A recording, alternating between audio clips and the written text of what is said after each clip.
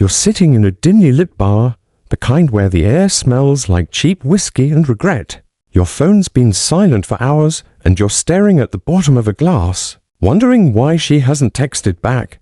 You've been here before replaying every word you said, every move you made, trying to crack the code of why she's slipping away. You're not alone in this. Every guy's felt that gut twist when a woman's interest fades, and you're left scrambling for answers. The truth is, you've been playing the game wrong, chasing her validation like a dog after a car. You think it's about saying the right thing or looking the right way, but it's not. It's about a mind trick so simple, so primal, it rewires how she sees you. By the end of this video, you'll know exactly how to flip that switch in her brain and make her obsess over you. Not because you're trying harder, but because you've stopped needing to. Picture yourself walking into a room. Heads turn, but you don't notice. Your shoulders are back. Your eyes steady, not darting around for approval. There's a woman across the bar, the kind who makes every guy's pulse spike. She's laughing with her friends, her hair catching the light, and you can feel that old urge to impress her clawing at your chest. But you don't move. You don't need to. You're not here to perform. That's the first piece of the puzzle, presence. Not the fake, puffed up kind where you're trying to look confident. Real presence, the kind that comes from knowing you're enough right now, without her glance or her number. It's not about ignoring her, it's about not needing her to notice you. Women feel that energy like a shockwave. They don't know why, but they're drawn to the guy who's centered, who's not begging for their attention with every word or step. Let's break it down with a story. A buddy of mine, Jake, used to be the king of crashing and burning with women. He'd walk into a party, spot a girl he liked, and turn into a human PowerPoint presentation, jokes, stories, anything to keep her eyes on him. One night, he's at this rooftop bar, trying to win over a brunette who's barely listening. He's throwing out his best lines, but her eyes keep drifting to the skyline. He's sweating, his voice getting tighter, and she's already mentally checked out. Then something clicks. He stops talking. He leans back, takes a slow sip of his drink, and just looks at her, not with desperation, but with calm, like he's seeing straight through her. For the first time, she looks back, really looks. "What?" she says, half laughing, half nervous. He just smirks, says nothing, and turns to talk to someone else. By the end of the night, she's the one chasing him, asking for his number. What changed? He stopped trying to prove himself. He became the guy who didn't need her approval. And that's the guy she couldn't stop thinking about. Here's where most guys screw it up. They think confidence means being loud, flashy, or always having a comeback. They'll memorize pickup lines or try to dominate a conversation. But it's like spraying cheap cologne over a nervous wreck. It doesn't hide the stink. The mistake is seeking her reaction. Every time you adjust your words or posture to get her to smile, you're handing her the reins. Women sense that neediness like blood in the water. It's not about what you say, it's about the energy behind it. Are you talking to impress her, or because you genuinely want to? Are you standing tall because you feel it, or because you're hoping she'll notice? The second you start chasing her validation, you're done. She'll feel it and she'll pull back, because deep down, she doesn't want a guy who's begging for her to like him. Try this right now. Think about the last time you talked to a woman you were into. Replay the moment in your head. Were you focused on her, or on how you were coming across? If you're honest, you'll probably see it you were performing, tweaking your words, your laugh, your vibe, all to get her to bite. Now imagine this instead. You're talking to her, but you're not invested in her response. You're saying what you want, moving how you want, because that's who you are. You're not waiting for her to nod or laugh to feel good about yourself. That shift, that mental flip, is the foundation of everything we're talking about. It's not a line or a look, it's a way of being. And when you get it right, she won't just notice you, she'll crave you. The challenge is to start small. Next time you're out, don't approach a woman to win her over. Approach her to express yourself, say something real, something you'd say to a friend, without expecting a damn thing in return. Maybe it's a comment about the music, or a smirk when she says something dumb. But here's the key. Walk away if it doesn't feel right. Not because you're scared, but because you don't need her to validate you. That's the energy that makes her wonder, who the hell was that guy? It's not about being cold or aloof, it's about being whole. You're not a puzzle missing a piece, and she's not the one to complete you. When you carry that truth, she'll feel it, and it'll pull her in like gravity. You're in a coffee shop now, the kind with overpriced lattes and too many laptops. She's there, the table's over, scrolling her phone, her earbuds dangling like she's half in this world, half somewhere else. You feel that pull, that instinct to say something clever to catch her eye. But you don't. You lean back in your chair, sip your black coffee, and let the moment pass. Not because you're scared, but because you're practicing the second piece of this mind trick, restraint. It's not about holding back out of fear, it's about choosing when to act. Knowing you don't need to jump at every chance to prove yourself. Women don't obsess over the guy who's always available, always chasing. They obsess over the guy who's in control, who moves on his own terms, not hers. Let's paint the scene. You're at a party, music thumping, bodies packed close. She's across the room, the one everyone's glancing at, her laugh cutting through the noise. You lock eyes for a split second and your brain screams. Go talk to her. Old you would have marched over, armed with some half-baked opener, ready to dazzle her. But new you? You stay put. You're talking to a friend, actually enjoying the conversation, not using it as a prop to look busy. She notices. She glances again, longer this time. Why isn't he coming over? She's thinking. Her friends are giggling, but she's distracted, her eyes flicking your way. You feel the tension, but you don't break. Later, when you do approach because you want to, not because you have to, you say something simple, like, "You look like trouble." No grand gesture, no nervous chatter. Her smile isn't just polite now, it's curious, like she's trying to figure you out. That's the power of restraint. It creates a vacuum, and her mind rushes to fill it. Here's the psychology. Women are wired to chase what's just out of reach. It's not about playing games or being a jerk, it's about human nature. When you're too eager, too quick to offer your time or attention, you're handing her a puzzle that's already solved. There's no mystery, no challenge. But when you hold back, when you show you're not desperate for her approval, her brain goes into overdrive. Why isn't he texting me back right away? Why didn't he ask for my number? She starts imagining who you are, what you're about, and every unanswered question makes her more invested. It's not manipulation, it's leverage. You're not lying or pretending. You're just not giving her everything up front. You're letting her wonder, and that wonder is what keeps her up at night, replaying your smirk or your voice. But here's where it goes wrong. Most guys think restraint means acting like a stone-cold robot, shutting down all emotional warmth. That's not it. You're not a monk or a sociopath, you're a man with fire, but you choose when to let it show. Imagine a guy, let's call him Mike, who's trying this for the first time. He's at a club, spots a woman he's into and decides to play it cool.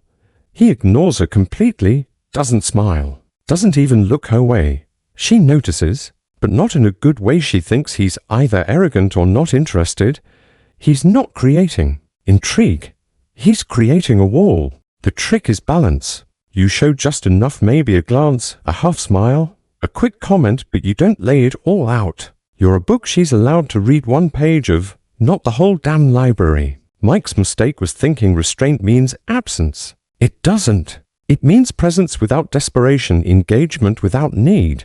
Now, let's make it practical. You're texting a woman you met last weekend.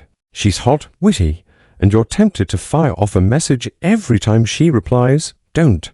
Wait a beat, maybe an hour, maybe a day, depending on the vibe. Not to game her, but because you've got a life and she's not the center of it. When you do text, keep it short, real, maybe a little bold. Saw a dog today that looked like it could outdrink you. No emojis, no paragraphs. If she responds, great. If not, you're not sweating it. You're not staring at your phone, waiting for those 3 dots. You're out living, and that's what makes her check her phone twice, wondering why you're not blowing up her notifications. Restraint in action isn't T-silent sit-s confidence that you don't need to overplay your hand. The challenge here is to catch yourself in the act. Next time you feel that urge to double text, to approach her right away, to fill the silence with a nervous joke, stop. Ask yourself, Am I doing this because I want to, or because I'm scared she'll lose interest?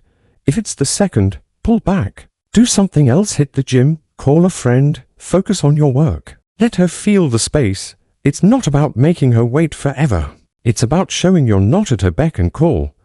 That's the guy she can't stop thinking about. The one who's got his own orbit, not circling hers like a satellite. You're walking down a busy street, the city buzzing around you, and there she is leaning against a storefront, checking her phone, oblivious to the world. Your heart kicks up a gear, but you don't flinch. You've got presence, you've got restraint. But now comes the third piece of this mind trick, defiance. Not the loud, rebellious kind that screams for attention, but the quiet, unshakable kind that says you're not here to bend to anyone's expectations, not hers, not society's, not even your own doubts. Defiance is about owning your space, your choices, your flaws, without apology. It's the spark that makes her see you as more than just another guy. It's the reason she'll lie awake, wondering why you're stuck in her head. Imagine you're at a friend's dinner party. The table crowded with half-empty wine glasses and small talk. She's there, sitting across from you, the kind of woman who turns heads without trying. The conversation turns to relationships, and someone asks her what she looks for in a guy. She gives the usual answer: funny, kind, ambitious. Everyone nods like it's gospel. Then she looks at you, half expecting you to chime in with something safe. Instead, you lean back, smirk, and say, "Sounds like a job application. I'd rather be the guy who doesn't fit the checklist."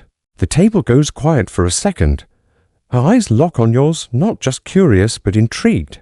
"What's that mean?" she asks, her voice sharper now. You don't rush to explain.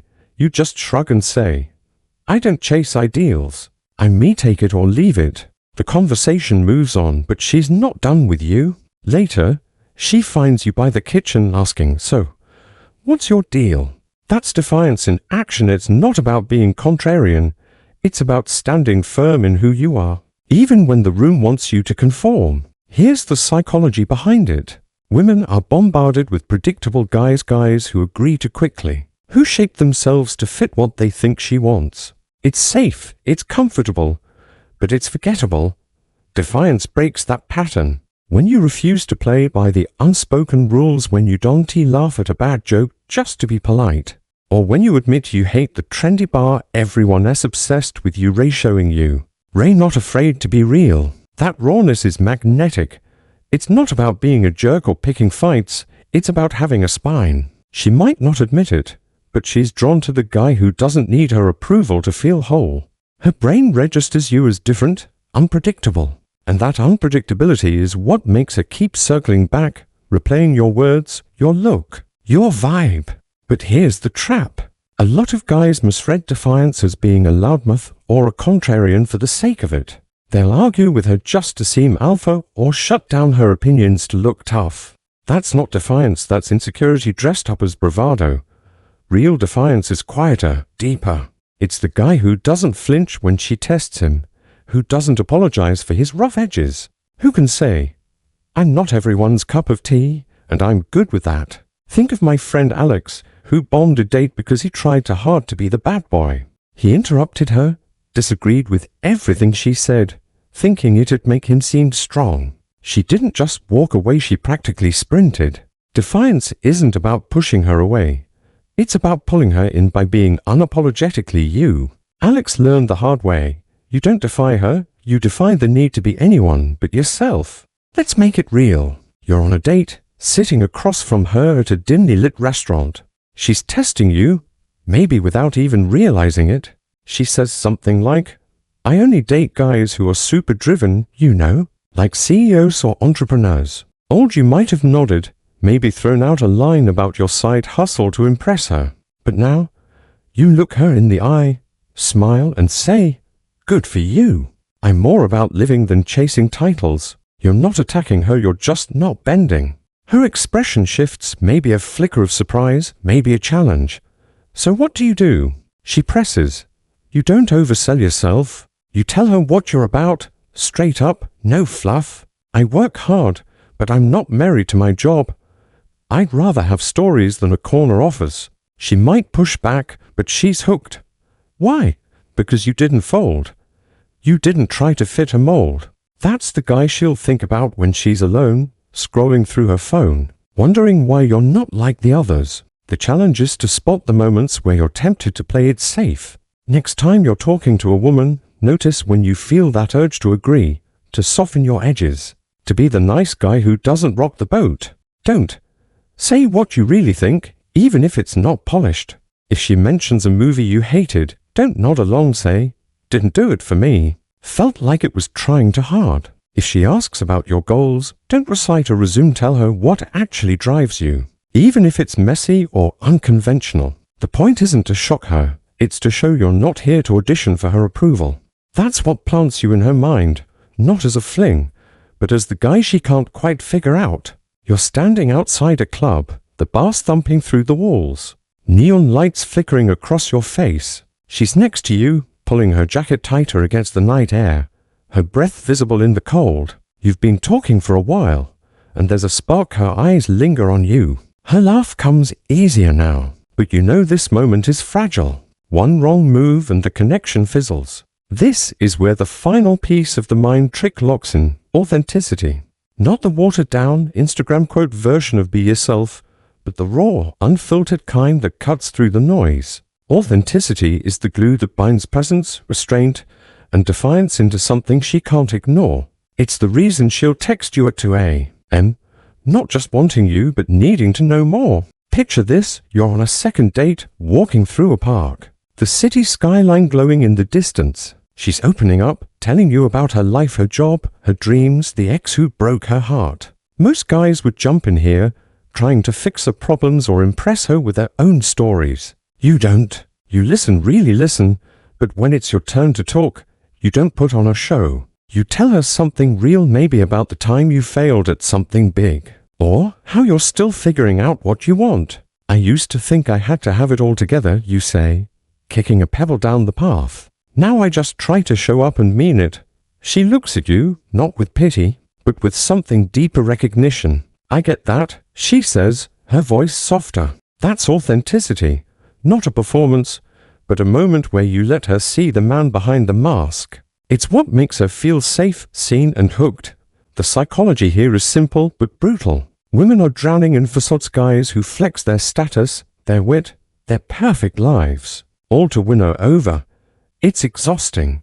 When you show up authentic, you're a lifeline. You're not hiding your scars or pretending you're bulletproof, and that vulnerability, paired with the strength of not needing her validation, is electric. She doesn't just want you, she trusts you. Her brain lights up because you're not another puzzle to solve, you're a man who's real. And that rarity keeps her coming back. She is not obsessing over your looks or your lines. She is obsessing over the feeling of being around someone who doesn't play games with who he is. But here's where guys trip. They think authenticity means oversharing, dumping their insecurities or life story to seem deep. That's not it. I knew a guy, Tom, who went all in on a first date, spilling his guts about his rough childhood, his fears, everything. He thought it'd make him relatable. Instead, she felt like his therapist, not his date. Authenticity isn't a confessional booth. It's about being honest in the moment, sharing what matters, not everything that's ever happened to you. It's saying, I'm not perfect, but I'm good with who I am without turning it into a sob story. Tom's mistake was thinking vulnerability equals weakness. Real authenticity is strength. It's owning your truth without apology, but with purpose. Let's ground this. You're at a bar, and she is teasing you about your drink choice. Maybe you ordered a whiskey neat while everyone else got craft beers. The old you might have laughed it off, maybe switched drinks to fit in. Now, you look at her, grin and say, this is me. Whiskey's honest, no frills, just fire. It's not about the drink, it's about the way you own it. Later, when the conversation gets deeper, she asks why you're single. Instead of dodging or bragging, you say, I'd rather be alone than with someone who doesn't get me. Took me a while to learn that. You're not preaching, you're just real. She leans in, her eyes steady on yours because you've just given her something rare. Truth without a filter. That's the moment. She starts to see you, not as a guy she's talking to, but as someone she can't let go of. The Challenge is to practice this in the small moments. Next time you're with a woman, resist the urge to polish your image. If you disagree with her, say so not to argue, but to be real. If you're nervous, don't hide it, own it with a smirk, like, yeah, you're making me work for this one.